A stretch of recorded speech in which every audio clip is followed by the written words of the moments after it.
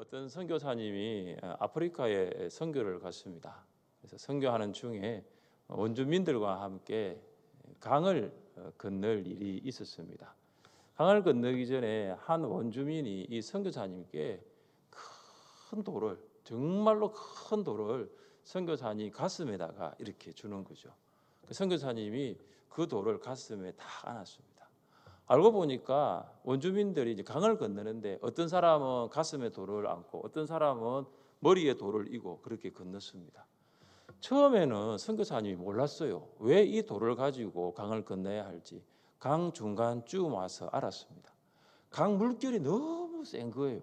급류가 너무 세니까 이 들고 있는 돌이 있어서 강물에 휩쓸려 떠내려가지 않을 수가 있었다는 거죠.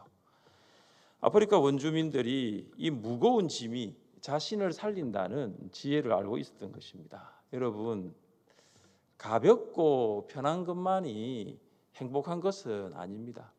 하나님께서 때로는 우리에게 무거운 짐을 주십니다. 그리고 그 무거운 짐을 가지고 인생의 강을 건너가게 하십니다. 그것은 우리를 죽이기 위함이 아니에요. 우리를 못 살게 하기 위함도 아니고 우리를 살리기 위함이라는 것입니다. 사도 바울은 갈라디아서 5장에서 육체의 일과 성령의 열매를 대조하면서 성도는 성령을 따라 행할 것임을 강조했습니다. 그래서 성령의 열매는 말이 아니라는 거죠. 여러분, 성령의 열매 너무 잘 알고 있잖아요, 그죠? 오직 성령의 열매는 사랑과 희락과 화평과 오래 참음과 자비와 양선과 충성과 온유와 절제니 너무나 잘 알고 있잖아요. 그런데 이것은 말이 아니라 실천이 되어야 합니다. 그래서 바울은 갈라디아서 6장에서 실제적인 삶의 현장에서 이 성령의 열매를 어떻게 맺어야 할 것인가를 예로 들고 있습니다. 먼저 오늘 1절부터 5절에서 예를 들고 있는 게 뭐냐면 인간관계예요. 성도는 이 인간관계에서 성령의 열매를 맺을 수 있어야 됩니다. 바울은 오늘 본문에서 짐이라는 단어를 쓰고 있어요. 짐이라는 단어를 가지고 이 인간관계를 어떻게 풀어가야 할지를 설명합니다. 2절을 한번 보시고 5절을 한번 보세요. 2절에도 짐이 한번 나오죠. 너희가 짐을 서로 지라. 5절에는 각각 자기의 짐을 질 것이라. 짐이 두 번 나옵니다. 자, 이 의미가 좀 달라요. 자, 먼저 2절입니다. 너희가 짐을 서로 지라. 그리하여 그리스도의 법을 성취하라. 여기 2절에서의 짐은 뭐냐면 한 사람으로는 도저히 운반하기 무거운 짐이에요. 한 사람으로는 이걸 옮길 수가 없어요. 혼자 힘으로는 감당할 수 없는 어려움, 이것이 짐입니다. 여러분, 혼자 힘으로 감당할 수 없으면 어떻게 해야 됩니까? 서로 감당해야 되는 거죠. 공동체가 감당해야 되는 거예요. 함께 감당해야 되는 거죠. 자, 그러면 이 짐, 혼자 감당하기 힘든 이 무거운 짐이 과연 무엇일까? 우리 1절 말씀을 함께 읽습니다. 1절입니다. 형제들아, 사람이 만일 무슨 범죄한 일이 드러나거든 신령한 너희는 온유한 심령으로 그러한 자를 바로잡고 너 자신을 살펴보아 너도 시험을 받을까 두려워하라. 아멘. 바울이 이제 한 예를 들은 거예요. 한 성도가 있었는데 그 성도가 죄를 지었습니다. 자, 그런데 다른 성도가 그 성도가 죄를 지은 것을 알았어요. 어떻게 해야 할까요? 죄 짓는 것을 보았는데 못 본 채 할까요? 넘어갈까요? 아니면 이걸 공개적으로 폭로할까요? 바울은 성령을 따라 행하는 성도라면 이 둘 중에 어느 것도 해서는 안 된다는 거죠. 못 본 채, 못 들은 채 넘어가서도 안 되고 이걸 공개적으로 폭로해서도 안 된다는 것입니다. 그러면 어떻게 해야 됩니까? 죄에 빠진 성도를 바로 잡아 주어야 합니다. 바로 잡아 주어야 해요. 여기 바로 잡다라는 용어가 참 흥미진진한 용어입니다. 이 용어가 뭐냐면 의학 용어입니다. 골절된 뼈를 바로 잡다라는 거죠. 뼈가 부러졌어요. 그걸 바로 잡아주는 거죠. 여러분, 이 뼈를 바로 잡는 것은 고통입니다. 그런데 골절된 뼈를 바로 잡지 않으면 평생 골절된 상태로 살아가야 되는 거죠. 교회는 죄에 빠진 성도의 잘못을 바로 잡아 주어야 합니다. 뭐 성도의 잘못을 못 본 채 한다거나 공개적으로 폭로해서는 안 되지요. 여러분 못 본 채 하면 어떤 일이 생긴 줄 아십니까? 못 본 채 하면 성도는 계속 그 죄를 짓습니다. 성도의 죄는 멈추지 않습니다. 죄에 연약한 성도는 계속 더 깊은 죄의 수렁으로 들어갑니다. 공개적으로 폭로하면 어떻게 됩니까? 교회를 떠납니다. 교회를 떠나요. 공개적으로 폭로하면 상처받고 교회를 떠납니다. 여러분 교회는 죄에 빠진 성도를 바로 잡아줘야 합니다. 이것이 교회가 성도의 짐을 나누어 주는 것입니다. 자, 그렇다면 여러분 누가 죄를 범한 성도를 바로 잡아줄 수 있을까요? 죄를 범한 성도를 바로 잡아줄 수 있는 성도는 과연 누구일까요? 성령 충만한 성도가 바로 잡을 수 있어요. 여러분 1절 보시면 바울이 갈라디아 성도들을 어떻게 불렀습니까? 누구라 부르냐 하면 1절에 보시면 신령한 너희는 이렇게 부르거든요. 신령한 너희는 누구입니까? 성령 충만한 갈라디아 교회 성도들입니다. 여러분 성령 충만한 성도만이 죄를 범한 성도를 바로 잡을 수 있습니다. 죄를 범한 성도를 바로 잡아주는 일은 성령 충만한 그리스도인이 해야 할 일입니다. 성령을 따라 행하는 성도만이 죄를 범한 성도를 바로 잡을 수 있는 영적 성숙을 가지고 있어요. 왜 그런지 아십니까? 여러분 영적인 일은 영적으로 분별할 수 있습니다. 육적인 그리스도인은 결코 영적인 일을 분별할 수 없습니다. 그래서 그리스도인은 항상 성령으로 충만한 영적 그리스도인이 되어야 될 줄 믿습니다. 여러분 우리는 언제 어디서 죄를 범한 연약한 성도를 만날지 모릅니다. 그래서 늘 성령으로 충만되어 있어야 되는 거죠. 여러분 의사도 아닌 사람이 골절된 이 환자의 뼈를 바로 잡아주면 이 환자 어떻게 됩니까? 의사 면허가 없는 사람이 정형외과 개통의 수술을 한다면 그 환자 어떻게 되겠어요? 돌이킬 수 없는 상태로 악화될 수 있는 거죠. 우리는 이런 의사를 뭐라 부릅니까? 돌팔이 의사라고. 돌팔이. 똑같습니다, 여러분. 목사는 죄에 빠진 하늘샘 성도를 바로 잡아주는 영혼의 의사예요. 목사가 죄에 빠진 성도를 바로 잡아주기 위해서는 가장 먼저 목사가 성령 충만해야 됩니다. 죄에 빠진 성도를 바로 잡아주는 일은 영적인 일이기 때문입니다. 그래서 목사가 성령 충만하지 않으면 결코 성도를 바르게 할 수 없어요. 목자도 마찬가지입니다. 목자는 죄에 빠진 목원을 바로 잡아주는 영혼의 의사예요. 지금 목원이 잘못된 길로 걸어가고 있다며 그 잘못된 길로 걸어가고 있는 목원을 바른 길로 인도하기 위해서 목자는 성령 충만해야 됩니다. 목자가 성령으로 충만하지 않으면 결코 목원은 바르게 될 수 없습니다. 교사도 마찬가지죠. 교사도 다음 세대를 바로잡아주는 영혼의 의사 아닙니까? 그러기 위해서는 교사도 성령으로 충만해야 됩니다. 사랑하는 성도 여러분, 우리는 어떻게 하면 성령으로 충만할 수 있을까요? 우리가 성령으로 충만할 수 있는 방법이 무엇일까요? 말씀과 기도죠. 말씀과 기도. 여러분 말씀과 기도로 충만할 때 성령으로 충만할 수 있습니다. 여러분 성령으로 충만하십니까? 말씀이 여러분을 다스리고 있습니까? 여러분 기도로 하나님과 교통하고 있습니까? 말씀과 기도로 성령 충만하지 않는 목사는 목회하면 안 돼요. 이런 사람 목회하면 성도들 다 망합니다. 말씀과 기도로 성령 충만하지 않는 목자는요, 목장 맡으면 안 돼요. 이런 사람 목자 되면요, 목원들 다 망칩니다. 교사도 마찬가지예요. 말씀과 기도로 성령 충만하지 않는 교사는 교회 학교 맡으면 안 돼요. 이런 사람은 교사 되면요, 다음 세대 다 망치는 거예요. 여러분, 내가 교회의 영적인 의사고, 내가 목장의 영적인 의사고, 그리고 내가 교회 학교 영적인 의사면 내가 성령 충만해야 됩니다. 그래야지 목원들을 바로 잡을 수 있어요. 그래야지 교사들이 다음 세대를 바로 잡을 수 있는 거예요. 여러분, 성령 충만한 성도는 어떻게 죄에 빠진 성도를 바로 잡을 수 있을까요? 우리는 1절에서 이 말씀을 볼 수 있습니다. 신령한 너희는 온유한 심령으로 그러한 자를 바로 잡고. 성령 충만한 성도는 온유하게 바로 잡아야 합니다. 여러분, 온유는 성령의 9가지 열매 중에 하나입니다. 온유는 겸손하고 타인에 대한 동정심이에요. 여러분, 성령 충만한 성도가요, 죄를 범한 성도를 만나면 제일 먼저 화가 나요. 화가. 왜 화가 나는 줄 아십니까?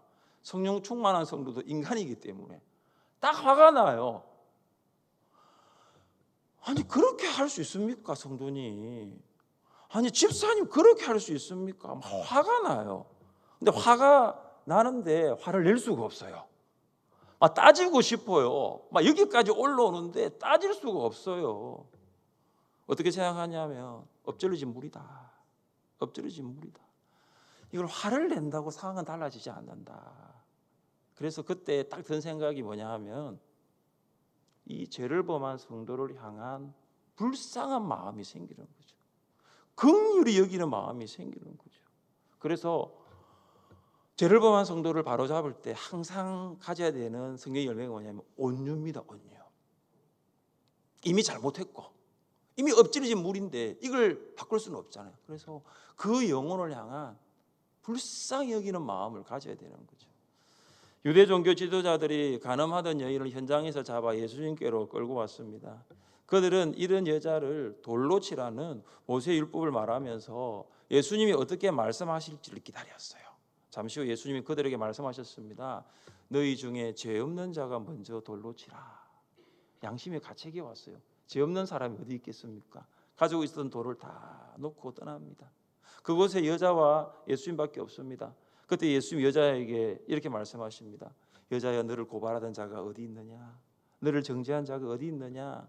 여자가 말합니다. 없습니다. 예수님 뭐라고 말씀하시죠? 같이 한번 읽어볼까요? 나도 너를 정죄하지 아니하노니 가서 다시는 죄를 범하지 말라. 여러분, 유대 종교 지도자들이 가늠한 여자에게 돌을 던진다고 해서 그 여자가 변화가 됩니까? 변화 안 돼요. 사람은 언제 변화되느냐? 온유한 마음으로 상대방을 불쌍히 여길 때, 그때 변화되는 거죠. 듣는 사람의 마음밭이 준비되지 않으면 어떤 말을 해도 그 말은 마음에 뿌리를 내릴 수가 없는 거예요. 사랑하는 성도 여러분, 성령 충만한 성도가 되시고, 그리고 여러분 온유하게 성도들을 바로잡을 수 있기를 바랍니다. 이게 서로 짐을 나누어지는 거죠. 그때 어떤 결과가 있는 줄 아십니까? 우리 2절 말씀을 같이 한번 읽습니다. 2절입니다. 너희가 짐을 서로 지라. 여러분, 이 짐은 도저히 혼자 질 수 없는 너무나 무겁고 어려운 문제예요. 특히 죄의 문제는요, 혼자 해결할 수가 없어요. 이제 예수님을 믿겠다고 교회에 등록하여 다니고 있는 새가족과 초신자들은요, 정말 질 수 없는 거예요. 그래서 목장에서 이 짐을 함께 져야 됩니다. 초원에서 이 짐을 서로 져야 됩니다. 그것이 사랑이에요. 그래서 사랑이 뭐냐? 짐을 서로 나누어 지는 거죠. 짐을 서로 함께 지는 거죠. 사랑하는 성도 여러분, 혼자의 힘으로 감당할 수 없는 어려운 문제를 지고 있는 성도를 알고 계십니까?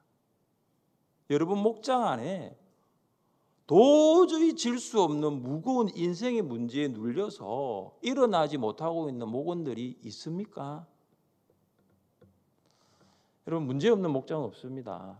문제 없는 목원이 있는 목장은 하나도 없습니다. 모든 목장에, 모든 목원에 다 문제가 있습니다. 여러분 어떻게 해야 됩니까? 성령 충만한 성도가 되어서 온유하게 서로 짐을 지는 거예요. 서로 짐을 지는 거예요. 내 책임, 내 책임, 서로 책임 공방하지 말아야 됩니다. 서로 책임을 지우기 위해서 서로 공격하거나 방어하지 않아야 됩니다. 내 탓, 내 탓, 서로 탓하지 말아야 됩니다. 여러분, 여러분의 목장은 어떠세요? 정말로 은혜의 항구를 향해서 순항하고 있습니까? 아니면 목장에 구멍이 나가지고 목장이라는 배에 구멍이 나서 물이 들어오고 그 물이 점점 그 배를 채워서 여러분 목장이 서서히 가라앉고 있습니까? 여러분 목장은 거룩합니까? 세속적인 것들이 목장 안에 있고 목원들이 죄에 빠져 있는데 그냥 구경만 하시겠습니까? 여러분 성령 충만한 성도가 되십시오. 다시 말씀으로 다시 기도의 자리로 돌아가서 성령 충만하여서 온유한 마음으로 목장을 세워나갈 수 있기를 주님의 이름으로 축복합니다. 여러분 신앙생활 혼자 하는 것 아니에요. 함께 하는 것입니다. 같이 한번 읽어보겠습니다. 그에게서 온몸이 각 마디를 통하여 도움을 받음으로 연결되고 결합되어 각 지체의 분량대로 역사하여 그 몸을 자라게 하며 사랑 안에서 스스로 세우느니라. 아멘. 이것이 공동체예요. 이것이 교회 안에서의 성도의 바른 관계입니다. 성도는 연결되어 있어야 되는 거죠. 결합되어야 되고요. 서로 도움을 주고 도움을 받아야 되고요. 서로 세워주고 세움을 받아야 되는 거죠. 이것이 바로 교회예요. 여러분 교회에서 여러분 신앙생활 할 때에 서로의 짐이 무엇인가를 자세히 살펴보십시오. 내 짐 말고 내 짐은 나중에 할 거예요. 두 번째 내 짐이고요. 서로의 짐이 무엇인가를 잘 살펴보세요. 저 성도의 짐이 뭔가? 지난주 다르게 왜 이번 주에 저렇게 얼굴이 어두운가? 왜 저렇게 가면 갈수록 얼굴이 저렇게 어두운가? 잘 보세요. 그래서 함께 질 수 있는 짐이 뭘까? 그 짐을 서로 질 수 있는 성숙함이 우리 공동체에 있기를 주님의 이름으로 축복합니다. 본문은 또 다른 짐을 말하고 있어요. 그 짐은 5절에 있습니다. 각각 자기 짐을 질 것이라. 여기 짐은 한 사람이 지는 거예요. 앞에는 한 사람이 질 수 없는 정말 무거운 짐이었어요. 그러나 5절에 있는 말씀은 한 사람이 질 수 있는 짐꾸러미 같은 거예요. 성도에게는 각자가 짊어져야 할 짐이 있습니다. 그럼 부모에게는 자녀의 짐이 있습니다. 여러분 하나님 자녀를 선물로 우리에게 주셨는데 우리에게는 이 자녀가 짐일 때가 있어요. 하나님은 자녀를 보물이라고 말씀하시는데 우리는 때로는 이 자녀가 애물이 될 때가 있습니다. 사춘기를 아주 요란하게 하는 자녀들이 있어요. 두 번만 사춘기 하면 부모가 살 수 없을 정도로 얼마나 요란하게 하는 자녀가 있는지 몰라요. 사춘기 끝났다고 해서 짐이 없어지는 것이 아닙니다. 짐이 쫙 기다리고 있습니다. 시험의 짐, 진학의 짐, 취업의 짐, 결혼의 짐, 출산의 짐. 출산하고 끝나는 게 아니에요. 자녀 양육의 짐. 짐이란 짐이 얼마나 많은지 몰라요. 우리가 지고 가는 짐 중에 건강의 짐도 있습니다. 겉은 멀쩡한데 속은 병들어 있습니다. 마치 속이 텅텅 빈 고목나무와 같은 것이 우리 모습일 수 있어요. 건강하게 보이는 사람도 다 질병을 가지고 있습니다. 걸어다니는 종합병원이라고 합니다. 식후 혹은 식간에 먹어야 할 약이 나이가 들수록 점점 더 늘어갑니다. 물질의 짐도 있습니다. 물질이 부족해요. 성도를 위해 교회를 위해 물질을 섬기고 싶은 마음은 늘 있는데 좀처럼 물질이 채워지지 않아요. 여러분 관계의 짐이 있습니다. 사람들과 관계를 잘 풀지 못하는 사람이 많아요. 특별히 SNS에 익숙한 현대인들은 직접 사람을 만나 관계를 만드는 것이 참 어렵다고 합니다.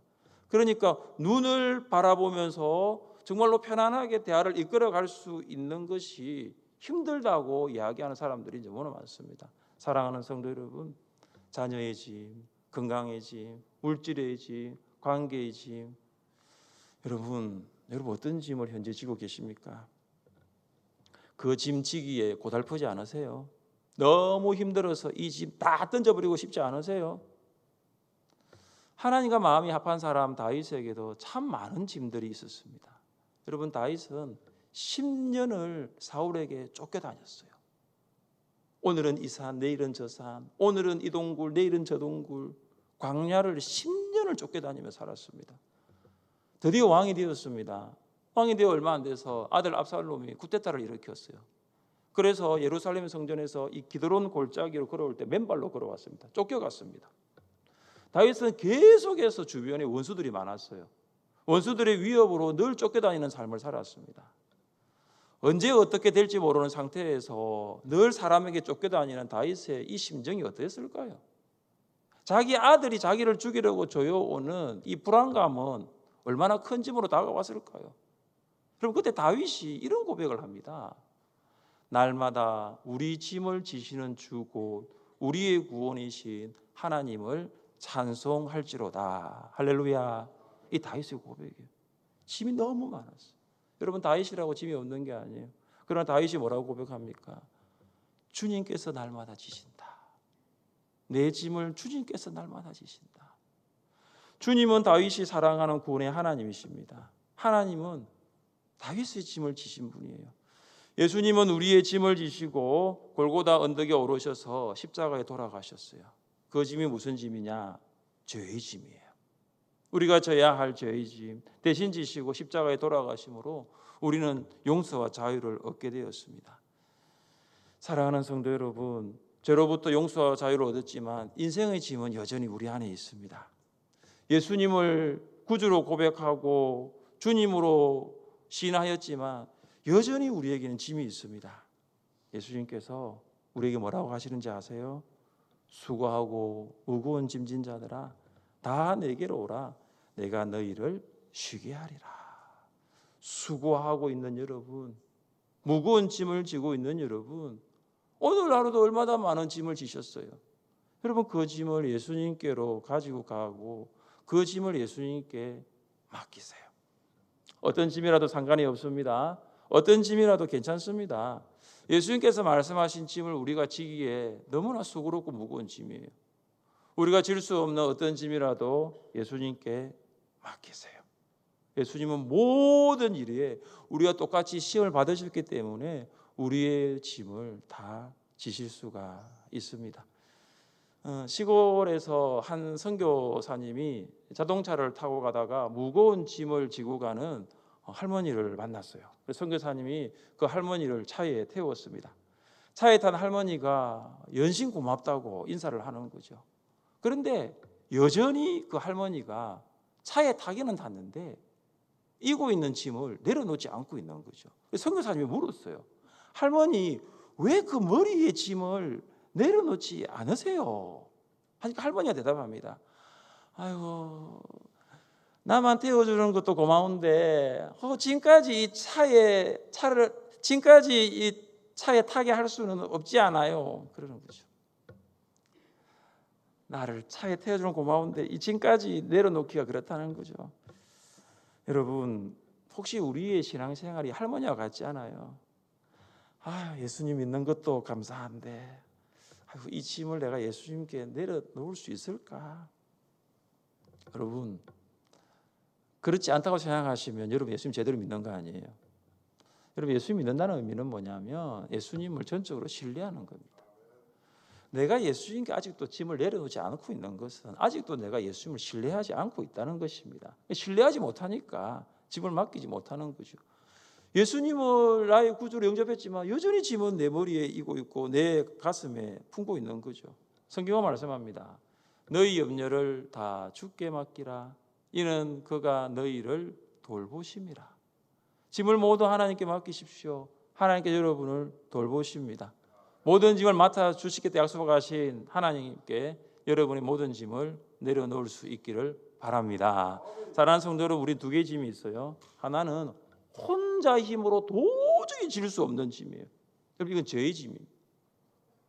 이건 옆에 도와준 사람이 있어야 됩니다. 여러분, 혼자 이 죄를 끊을 수가 없어요. 혼자 끊을 수가 없습니다. 그래서 목장에서 이런 목원들을 알고 초원에서 이런 성도를 알면요, 여러분 도와주셔야 돼요. 온유하게 성도를 바로잡아야 됩니다. 그래서 이 짐은 서로 질 수 있는 동력자가 필요한 거죠. 성령 충만하셔야 됩니다. 성령 충만하지 않으면요, 실족시키고 상처 입기 쉽습니다. 성령 충만해서 입술에 학자의 혀를 다해 주시고, 특별히 이런 사람을 만났을 때는 정말로 기도 많이 하시고요. 그럴 때 죄에 빠진 성도를 온유하게 바로 잡아줄 수 있는 거죠. 다른 짐은 내가 혼자 질 수 있는 짐이에요. 어쩌면 각자가 져야 한 짐이라는 거죠. 근데 여러분, 이 짐 지다가 힘들면 주님께로 나오시면 돼요. 여러분의 짐을 대신 지실 예수님이 계시기 때문입니다. 예수님께서 여러분의 짐을 지시고 평안을 주실 줄 믿습니다. 우리 자리에 일어나셔서 우리 찬양하겠습니다.